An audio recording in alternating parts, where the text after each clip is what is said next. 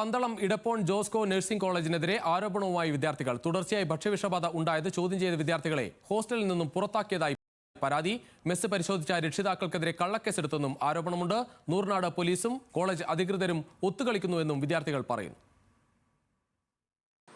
Police കറക്റ്റായിട്ടൊന്നും പറയുന്നില്ല. അവർ നമ്മുടെതിരെയാണ് case എടുത്തേക്കുന്നത്. ഇപ്പം ഞങ്ങളാണ് അവിടെ ചെന്ന് അടിച്ചത്, ഞങ്ങളാണ് ക്യാൻറ്റീനിൽ കയറി പ്രശ്നം ഉണ്ടാക്കിയത് എന്ന് പറഞ്ഞാണ് അവിടെ കേസ് എടുത്തേക്കുന്നത്. ഇപ്പം ഞങ്ങൾക്കിപ്പോൾ ഒന്നും ചെയ്യാൻ പറ്റില്ല. ഞങ്ങളുടെ മൊഴി പോലും എടുക്കുന്നില്ല അവർ. എന്താണ് അവിടെ ഉണ്ടായെന്ന് ഒന്നോ ഞങ്ങളുടെ കുട്ടികളുടെ ആരുടെയും മൊഴി എടുക്കുന്നില്ല. ഞങ്ങൾ പോലും പ്രതികളാണെന്ന് പറഞ്ഞാണ് അവർ അവിടെ ഞങ്ങൾക്ക് റിയാക്ട് ഞങ്ങൾക്ക് കിട്ടുന്നത്. അല്ല, ഞങ്ങൾക്കല്ലാതെ വേറെ ഒരു ആക്ഷനും അവർ എടുക്കാൻ നമുക്ക് കിട്ടുന്നില്ല. 17-ാം തീയതി ഒരു മീറ്റിംഗ് വെച്ചു.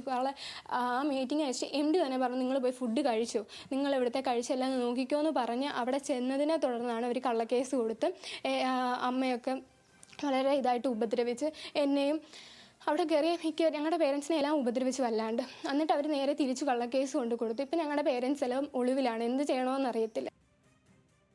കൂടുതൽ വിവരങ്ങളുമായി ശ്രീരാജ് ചേരുകയാണ് പത്തനംതിട്ടയിൽ നിന്ന്. ശ്രീരാജ്, എന്താണ് ഈ പരാതിയുടെ പശ്ചാത്തലം? രുചീഷ്, അതായത് സ്ഥിരമായി ഹോസ്റ്റലിലെ ഭക്ഷണം കഴിക്കുന്ന വിദ്യാർത്ഥികൾക്ക് ഇത്തരത്തിൽ ഭക്ഷ്യവിഷബാധ ഉണ്ടാകുന്നുണ്ട്. പക്ഷേ ഏതെങ്കിലും തരത്തിൽ അതിലൊരു പരിശോധന നടത്താനോ ഇടപെടൽ നടത്താനോ കോളേജ് അധികൃതർ തയ്യാറാകുന്നില്ല. അങ്ങനെ തുടർച്ചയായി ഭക്ഷ്യവിഷബാധ ഏറ്റതോടെയാണ് ഈ വിദ്യാർത്ഥികൾ രക്ഷിതാക്കളോട് കാര്യം പറയുന്നത്.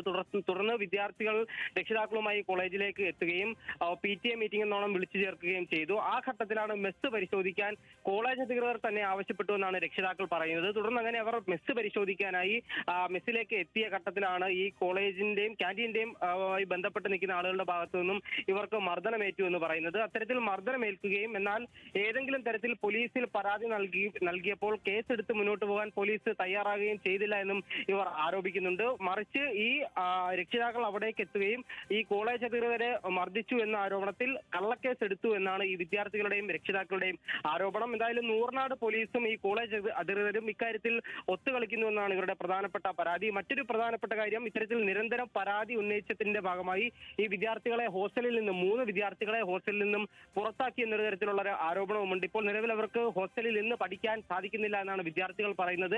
ഭക്ഷ്യവിഷബാധ സ്ഥിരമായി ഏൽക്കുകയും ഭക്ഷണത്തിന് ഗുണമേന്മ ഇല്ല എന്ന കാര്യം ചൂണ്ടിക്കാട്ടുകയും ചെയ്തതിനാണ് തങ്ങളോട് ഇത്തരത്തിൽ മോശമായ തരത്തിൽ കോളേജ് മാനേജ്മെന്റ് പെരുമാറുന്നത് എന്ന് പറയുന്നുണ്ട്. ഈ വിദ്യാർത്ഥികൾക്കെതിരെ കേസെടുക്കുകയും അതുപോലെ തന്നെ കേസിൽ കൊടുക്കുമെന്നുള്ള ഭീഷണിയും ഇവരുടെ ഭാഗത്തു നിന്നും ഉണ്ടാകുന്നുണ്ട്. പോലീസും സമാനമായ തരത്തിൽ വിദ്യാർത്ഥികൾക്കെതിരെ കേസെടുക്കുമെന്നൊരു നിലപാടാണ് സ്വീകരിക്കുന്നത് എന്ന് വിദ്യാർത്ഥികൾ പറയുന്നുണ്ട്. എന്നാൽ ഇത്തരത്തിലുള്ള ആരോപണങ്ങളെ പൂർണ്ണമായും തള്ളുകയാണ് കോളേജ് മാനേജ്മെന്റ് ചെയ്യുന്നത്. തങ്ങളെ ഈ കുട്ടികളുമായി വന്ന രക്ഷിതാക്കൾ മർദ്ദിക്കുകയാണ് ഉണ്ടായത്, അതുകൊണ്ടാണ് തങ്ങൾ പോലീസിൽ പരാതി നൽകിയത് എന്നാണ് കോളേജിന്റെ ഭാഗത്തു നിന്നുള്ളൊരു വിശദീകരണം. എന്തായാലും ഈ കുട്ടികൾക്ക് ഭക്ഷ്യവിഷബാധ സ്ഥിരമായി ഏൽക്കുന്നുണ്ട് എന്നതൊരു യാഥാർത്ഥ്യമാണ്. അതിൽ ഏതെങ്കിലും തരത്തിലുള്ളൊരു നടപടി സ്വീകരിക്കാൻ കോളേജ് മാനേജ്മെന്റ് തയ്യാറാകുന്നില്ല എന്ന് മാത്രമല്ല അതിൽ പരാതിപ്പെട്ട വിദ്യാർത്ഥികളെ ഹോസ്റ്റലിൽ നിന്ന് പുറത്താക്കുകയും ചെയ്തു. രുചീഷ്.